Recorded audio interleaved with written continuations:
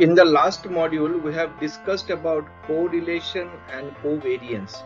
We have known the formula for covariance, we have known the formula for correlation and how they are related and how we can calculate the correlation and the p-value. We have understood all those things in module number 5. What we'll do today in this module is that we will be discussing about sampling distribution and central limit theorem. These two are very important concepts in statistical modeling, and we need to understand each of them separately. So we'll start with sampling distribution. As we all know, the purpose of statistical modeling is to predict the future, right? But the problem is that we seldom have any idea about the population and its distributions. So what we do is that we design our models by studying the samples. Now, if we take repeated sample from the same population, calculate the mean of each of the samples and plot their distribution, what we will get is the sampling distribution. Okay. Now the sampling distribution that we have got will have their own mean and standard deviation. The mean of the sampling distribution is expected to be equal to the population mean from which the samples are drawn. And the standard deviation of the sampling distribution of the mean is given by the formula. There are two cases. One, when the population standard deviation will be known, and second, when the population standard deviation will be not known.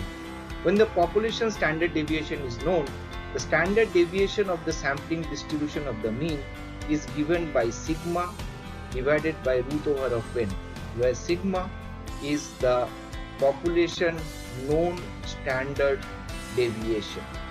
Okay. Now, when we do not know the population standard deviation, what we do is that we take the sample standard deviation, which is small s, and the formula remains same, divided by root over of n. And this is the sample standard deviation. So we will repeat once more. What is sampling distribution? If we take repeated samples from the same population and then we calculate the mean of each of the samples and we plot their distribution, what we get is sampling distribution. Next, we will discuss about central limit theorem and how these two things are related and what is the utility of these two things in our statistical modeling technique. Now, if we are unable to say about the distribution of the population from which the samples are drawn, what we do, we draw individual samples and then we try to plot a distribution of the means, right? Now, irrespective of the distribution of the population from which the samples are drawn, the sampling distribution of the means will be a normal distribution. This is precisely what central limit theorem says. Central limit theorem says that if we do not know the population and its distribution, but we draw repeated samples, the sampling distribution of the means will be a normal distribution. It also tells that the more number of samples we collect, and if we increase the sample size, precisely it is 30. Okay, as a rule of thumb, it is 30. Then the sample statistic is expected to give correct estimates about the underlying population. CLT also signifies the applicability of the principles of hypothesis testing and other tests like t-test, ANOVA, etc. We will see the practical utilities in the subsequent modules. This is the practical utility of CLT. The next, what we will do is that we will do a practical in Excel and we'll try to simulate and see how central limit theorem works. Now what we have done is that we have taken a population, and these are the the random numbers of the population. This is 100. Okay, we have taken 100 units, and then we have calculated the mean of the population. This is the mean of the population. Then this is the variance of the population calculated by var.p formula. We all have seen this thing in the earlier modules. And then we have calculated the square root of the variance, which is the standard deviation of the population. Okay, now what we will try to do is that we will try to see what is basically sampling distribution that we are talking of. What we are doing here is that we have drawn repeated sample from the same population. S1 to S10 are the repeated sample. The sample size here is 30. Okay, we have kept the sample size to be 30. We have drawn repeated samples S1 to S10, and then we have calculated the mean of each of the samples. These are the mean of the individual samples, right? What we have done next is that we have calculated the sampling distribution mean, the mean of the sampling distribution. I mean, these are the mean of the samples. We have calculated the mean of the means. Okay, this is the mean of the sampling distribution. I hope this is not confusing. Okay, and this is the sampling distribution variance. Now these are individual observations, and these have a distribution, and we have calculated the variance and the standard deviation.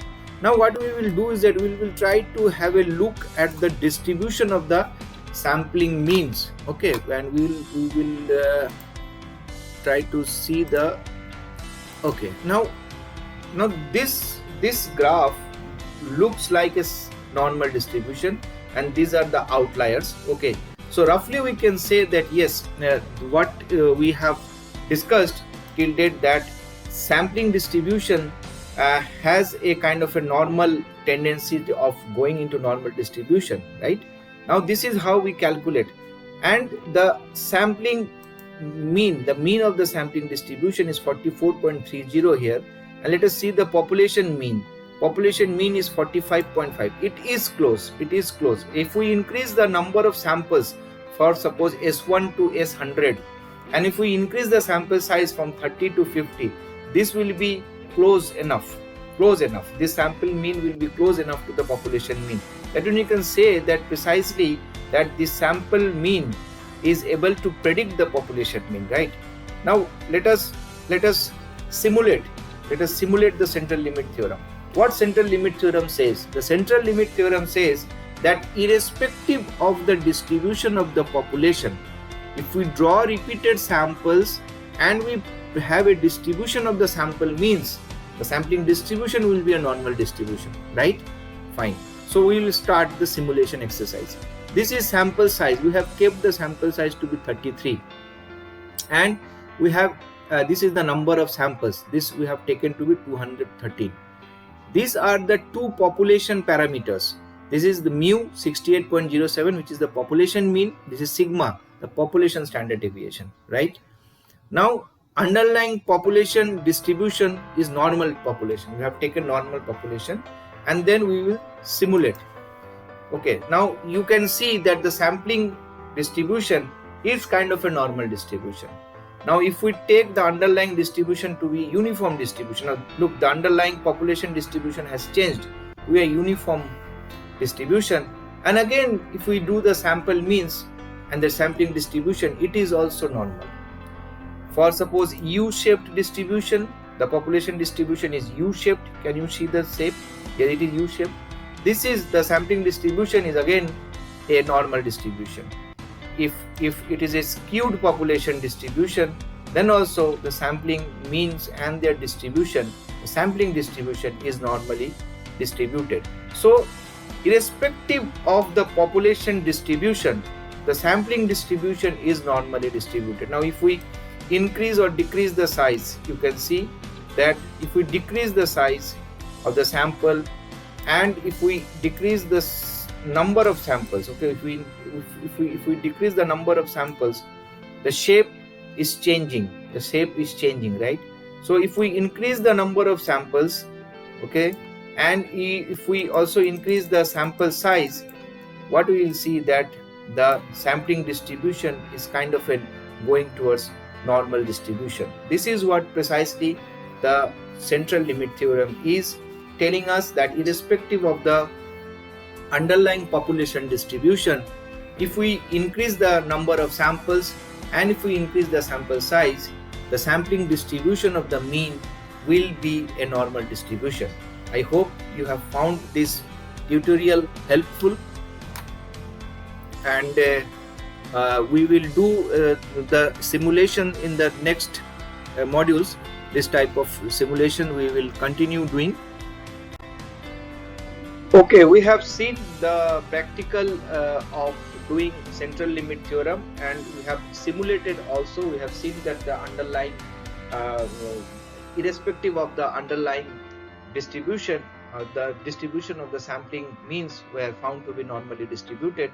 What we'll do in our next slide, next module, is that we will be talking about the sample size and the standard error, and how to determine the sample size, what is the ideal sample size, what is standard error, and how we can calculate standard error, and what is the practical utility of the standard error. I hope you are finding the module interesting. If you have something to write to me, do write comment in the section given below, and till time we meet again, goodbye and take care.